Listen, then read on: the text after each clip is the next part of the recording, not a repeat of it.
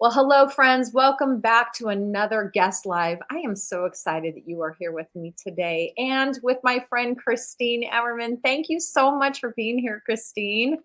It's Thank nice. you for having me. Yeah, thank you for coming on. And guys, a little bit about Christina. I'm going to leave her bio running at the bottom there for a moment so you can read about it. But let me just say, she is so for heart centered leaders and entrepreneurs. I met her through a mastermind I was in, found her again in another program. And yet again, she's in a program or she's teaching in a program that I'm a part of.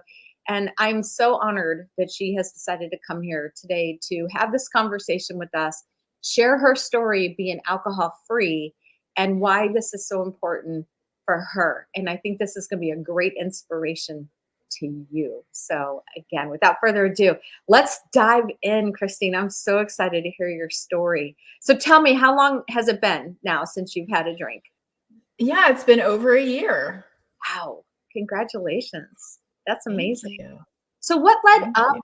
to your decision? Everyone's journey is different. And did you have like your own enough? Was there a specific thing that started happening for you that made you decide I better start looking at my relationship more seriously?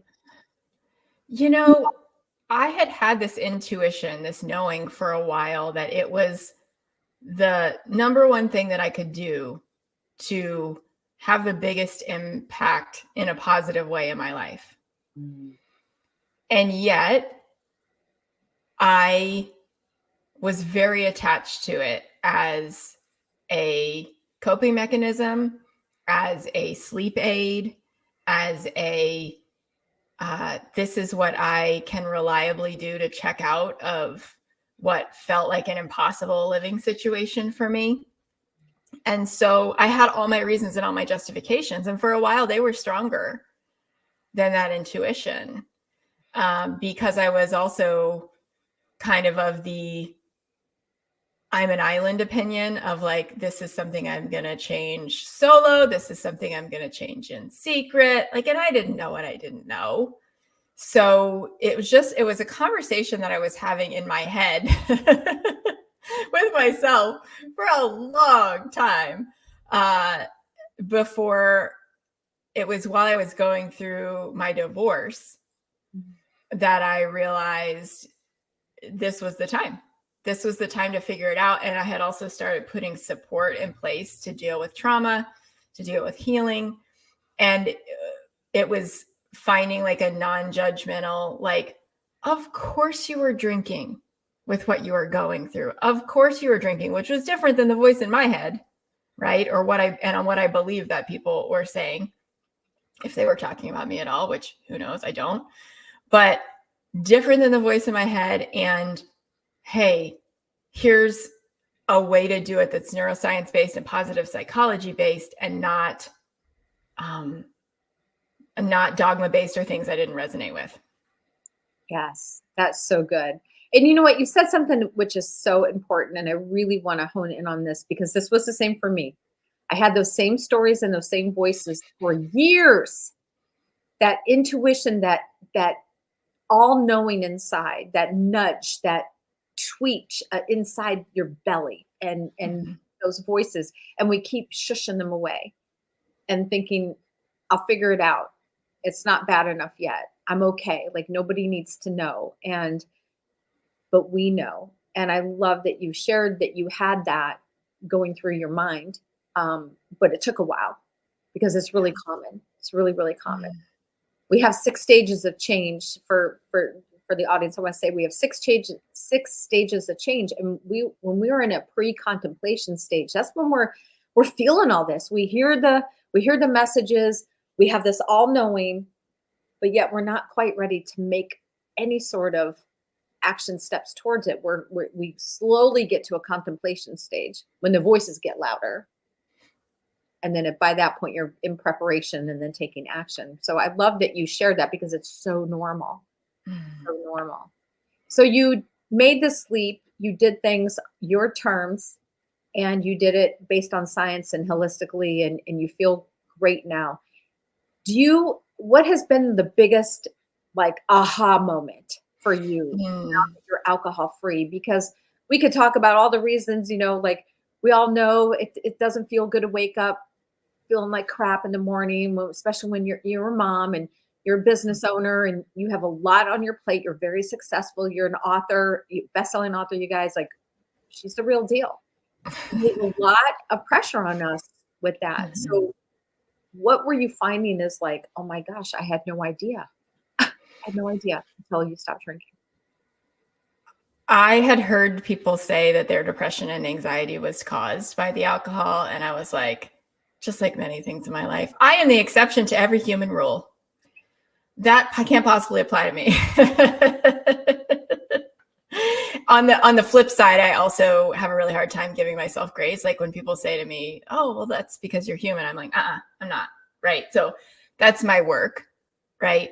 But in this case, I found that to be the case in the months immediately following quitting, that my mind was so much clearer, that it was quieter, that I was more accepting and a lot more patient with my kids, with myself, and a lot less anxious, a lot less like self-loathing. A lot of that was just chemically caused, and I didn't know. Yes, yes, yes. So yeah. Chemically caused. I want you to Yeah. hear that. Yes. So after a couple months, is that when you started piecing everything together? Like, oh my gosh, maybe alcohol really was part of the equation, the secular pattern that was happening, thinking that the depression, the anxiety, you were curing it because of the alcohol, but actually in turn, it was the one thing that was making it so much worse and then becomes the real problem.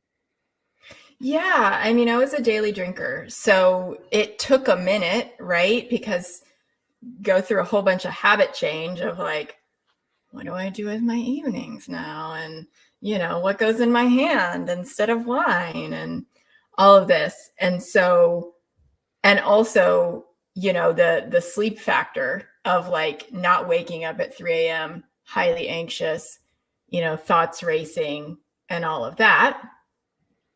Those two things changed pretty quickly. I just kind of looked around and I went, oh my gosh, like, wow, this is a thing. This is a thing. They were right, and I was amazed that I'm not the exception to that rule. Wow, that's so good. It's a thing. It's a thing. I love that. It's so funny. And it is true that we all think that we're the exception to the rule. I think a lot of people fall into that. Just out of curiosity, have you ever taken the Enneagram? Yes. Are you? Am I a 7? Yes. I'm not. What are you? What did you come back as? I am. So I've been typed multiple different ways. I feel like, I'm trying to remember. The latest type was a 2-wing 3. Okay, I can see that. I Yeah. can see that. I'm a 2. But I've also been a 3-wing 2. So. Okay. Yeah. Well, 7s and 2s, just for the record, for those that don't even know what I'm talking about the Enneagram. You can go take it. It's a free. I will say a good part of my work is really diving deep into an assessment that I use that has a little bit of Enneagram flavor to it, but there's so many complexities to these personality tests that when someone goes to take a test online, there is a lot of gray area in there. And a lot of times people are only picking what they think is true about themselves because it's the languaging sounds right, versus what is really at the core. And the only reason why I sort of said a 7 is because 7s tend to not want to deal with any sort of pain. They tend to run from it. And having kind of this idea of, well, I'm the exception to the rule. That doesn't apply to me. It's always pushing away and hiding away from the pain. So that's why I just asked. But we can be wrong, right? And just because somebody says one thing doesn't mean anything. So I want to kind of leaning on that for a second. I want to switch gears and talk about identity. And for those in this group and beyond know that I spent a lot of time on what we believe about ourselves, and our identity is truly driving our behaviors and our actions. So when you think back to when you were drinking compared to now, how is your identity? How has Christine changed? Who Mm. was Christine a year plus ago versus the Christine that's here today with me? Yeah, that's a great question. I truly believe that I needed it and deserved to drink in order to survive what I how I perceived my external environment and the trauma that I'd experienced. And I would say that today I am much more aware of who I just am as a person, as opposed to like what's being caused by drinking, what is who I am. And there's a transparency to my life now because so much energy was dedicated to making sure I had this coping tool, you know, and that energy now gets to go into things that I want it to go into, other things, more positive things. I think I'm much more aware of what's going on in my body and around, around me in my field, in my space, with my emotions. I've let go of a lot of shame. There is a lot of shame. And I think I've had it reflected to me that I'm much better with my kids. I'm much more patient with them. And, when it comes to drinking, I think this is something a lot of people fear because it's a question I get a lot. And it's a question I see a lot of other people getting. It's like, well, what am I going to do? Like all my friends drink, and what am I going to say to them? And, how am I going to explain this? And I have now gotten to a point in my life where like, I don't really identify or resonate with people anymore who are drinking regularly because I know so well what it does to your brain and your body. And just like how it's just not really fun to be around drunk people, like whether or not you drink, like it's just kind of obnoxious if you're not one of them. I have found in business circles and my colleagues and like really, really value connection and collaborations. A lot of the way that I built my business, that the folks who are partying hard with alcohol, they're just not my people. And doesn't mean that they're not anybody's people or that they're bad or that they're wrong or anything like that. It's just like, even when I think about potentially dating again, I'm like, that's just kind of a hard no for me. Like it is a chapter of my life that is over and feels complete, and that I've graduated from my drinking career. Yes, I love that. I love that. You've said so many great things there. I just want to highlight a couple of them. And one is, first of all, when we become alcohol free, when we've made that decision, something shifts inside of us. And I hear it with you.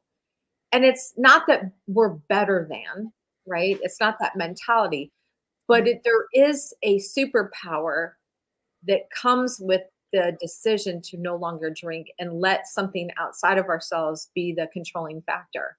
And the other important thing that I really want to highlight is surrounding yourself with people who are like-minded. The proximity in which we have around us is so crucial. Our environment and our tolerance to be around people who drink a lot is so much lower. I know I have found that to be true for myself.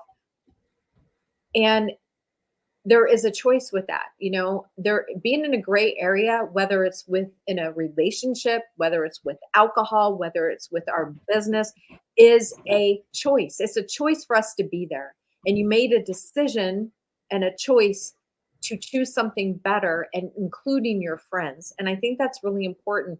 And you know what, Christine, I did a live recently that I talked about socializing alcohol free that's successful. And it's really hard because right away we want to go into the mindset of what will people think of me? They're going to think I have a problem. And they're not your people. They become no longer your people. And I think that's really important. But there's also some um maybe like a scarcity mindset, like, well, then how am I going to find my people? And there might be some fear attached to that. Did you experience that for yourself? For sure. For sure. The fear of judgment, which as a high achiever, as a, recovering perfectionist, all of these things, as a recovering person who believes that I'm not a human / allowed to be human, it was a fear because some of my closest friends, it had been girls' night and wine night and all of this stuff. And I knew that I knew that I knew that I needed community to do this because I had tried to do it by myself.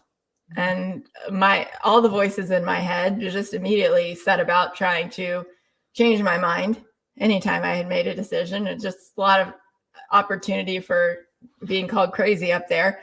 And so the deal was I was in a high ticket, like I was getting support for trauma and doing like EMDR and learning trauma techniques that I hadn't previously known about, and all this research base and science base. And they had said, like, in their sales page, maybe you drink more than you want to, And I was like, oh, they know me, right? Which is why I invested. And I went to one of the founders and I said, I know that this is not the point of this group. I know you help people deal with their trauma so that they're not running away from their lives. I know I need something more specialized around quitting drinking. She gave me this resource and she said, our people have had a lot of success with this. And it was there that I found community. And I actually had a Zoom call with those folks. We talk every Friday morning and like, I'm doing my makeup, getting ready. Like that's the vibe. It's just like a standing call where we all just check in with each other. And we've flown across the country to see each other multiple times over the last year. And most of us are pretty spread out from coast to coast. And there's a resonance, because we all started this journey about the same time. And then I have found that talking about it has also drawn in some more of my people, people that I didn't know, right? That when I shared in the fall and I had quit, the beginning of the year. So I waited until I was like really, really, I did the same thing with my divorce, by the way. I want to be really solid. I want to be really clear. I want it to be a scar, not a wound. This is what I teach people. So by that point, I was really, really solid about it. And then a lot of people came along and said, me too, or,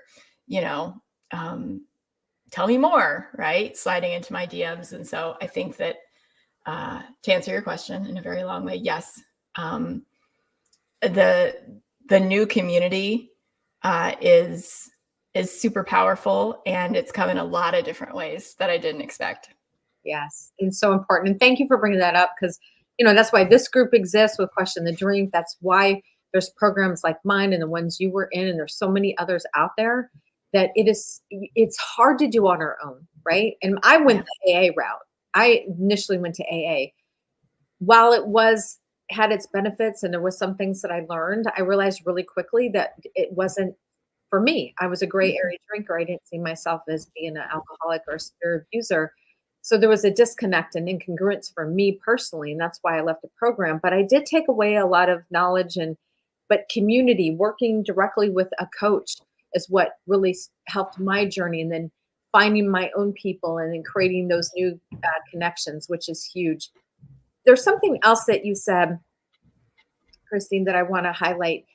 And I think this is important for everybody to hear, especially if they're new or they're testing the waters, so to speak, is this fear of having like this label across their forehead that they're a problematic drinker. They're just a problem. They have a problem, they're a problem, whatever. And we have this identity. And something happens the moment we start sharing our story with others and storytelling, and with both of us being in the spotlight, so to speak, and out there quite a bit. You and I have shared our stories enough. But when someone first shares their story, it can happen for you too. So if that's you and you're like, gosh, I'm at the point where I might want to share a little something of my story with a friend or a neighbor or, anyone. The moment you'd make that decision, it's like whew, this Mhm. weight comes off. There's a freedom that happens. And you had mentioned that earlier too. And I think the word you used was transparent, that we Mhm. become transparent. We can't hide behind the darkness anymore when we shine light on it. And that's what Mhm. I'm asking you to do. And that's what my purpose here on earth is, to help shine a light on those gray areas so that you can move out of the darkness that you're currently in. And I love that you shared that, this transparency. I see it in you. Mhm. From when I first, even Yeah. 6 months ago, saw when you first shared compared to now, it's like now Mhm. you own it. Mhm. There's a difference of, saying it the first go around and then owning it and becoming it and living it, which you do beautifully, by the way. Thank you. You're welcome. You're welcome. Why don't you share with everybody if they want to know, tell a little bit about what you do professionally. I know, but you're going to share it in a better way.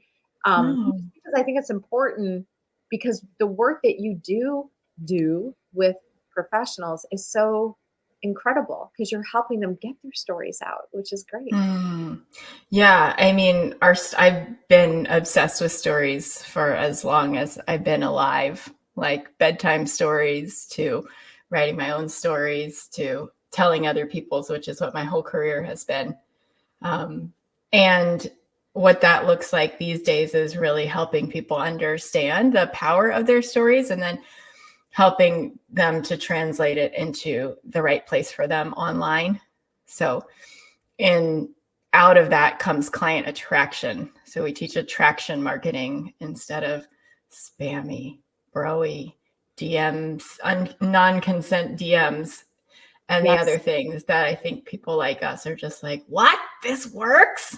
Not Yes. going to work on me, Um, so really helping people like us to present themselves in a way that is congruent with who they are Mhm. and that also attracts clients and then does that at a bigger and bigger scale so Yes. that they can stop worrying about where their next client is coming from and do what they love, which is coach, work with people, and show up authentically. Yeah. And you had the background for it. You were in media, broadcasting. You've been on several podcasts. You have your own podcast, which is No One's Ever Asked Me That, is the name You of the. know what? It was that, and you have an old version. We've rebranded, which is part of the story. Oh my God. What is, Yeah. please? So if you search for that now, it will come up. That came out of my background as a documentarian because like that's one of the hallmarks of my work is that I would always ask a question no one's ever asked them before. But now we call it Let's Get Visible Entrepreneurs Oh, because okay. that actually talks about what it is that we do. And what started as a passion project, because I was essentially a professional guest, right? I've been on like Yeah. over 100 podcasts and I love to be interviewed. And I wanted to be a good player in the industry that I was a part of. So I started, no one's ever asked me that, and interviewed people that I found interesting. And then I learned more about podcasting and decided to dial it in. And it even had a name in between those two. So over the last 3 years, it's been an iteration, and I talk about why we made those choices and again, transparency, because there's not enough of that in this space, in my opinion. There's a lot of posturing, and that's a whole different interview. But I've seen behind the scenes because I tend to make friends anywhere I go and tend to get told more than I should be told by those friends. I've seen behind the scenes of some of the biggest businesses in our industry. And I just know that things usually aren't what they seem. And so I like to be real. And I'll just leave it at that. And I like to be real, and I like people who are real, because you're right. The posturing, the fakeness, everything's perfect in my life, and the Instagram version versus the real version. And yeah, not too long ago, I showed up live on in this group on my Stop Settling Start Achieving group, and then my my personal Facebook page, literally crying, talking about the loss of my dog and how much that meant to me, and staying in congruency with the things that I wanted to do for myself this year, which is to be consistent at the gym, which I have been, and it hasn't been easy. So my effort might not be 100%, but if it's 5%, I'm counting that as a win. And that was my message. Mhm. And I think it's important that people see, like, we're real people. We have real problems. We're not above anybody. And we struggle just like everyone else. And, we might be 3 steps ahead in some areas, but we might be 4 steps behind in others. And, we're all learning from each other. So I love that you have rebranded, and shame on me for not catching that, but I'm glad to be able to say that. Yeah, I love that. Let's get visible. Um, Anything else you want to share? I mean, if someone's like, man, I'm on the fence and I get it, like these two are already alcohol free, good for them, but I'm still just not ready. What would you say to that person? It's tricky because other people telling you that to be ready at least had the opposite effect on me. Yeah. And there weren't a lot of them, but there were a couple. And I was just like, you don't get to tell me what to do. It probably made me dig in harder, to be honest with you, because I knew it needed to be my decision. So I think that that's really important. And to recognize also that this is something like you get to do it your way. And it's also going to be something that if you do decide to do it, you're going to be really proud of yourself because it's not easy. It's worth it. And it's not easy. And also it's doable. And, I have clients and other people in my life who are like, I did this and it's something I never thought I could do. So if I can do this, I can do anything. And I think to be able to have that, to your point, as a superpower is there aren't a whole lot of things that you could probably point to that would give you that feeling. And this is one of them. Yes. I feel the same. I feel like shoulders are back, you walk in a little taller, a little prouder. I would say I want to add to that, is that, like you, I was in that pre-contemplation stage for 2 years. I had people saying things to me. I had not only just my inner voice, I had my husband chirping at me. I had my girlfriend Kirby who used to do my eyelashes. I'd show up hungover every other week Saturday for her to fill my eyelashes in. And she said to me, girl, I think there's going to be a time where you're going to have to make a decision about your drinking, because it's going to come down to a point where you're not going to be able to enjoy it. You're going to be faced with a choice. And I remember her saying that to me. And that's why being in a gray area is a special place to be, because it still is a choice. When you get to the point of severe addiction, it is no longer a choice. You have to drink in order to survive every day. And so we have this beautiful opportunity in front of us. And it truly is a personal journey.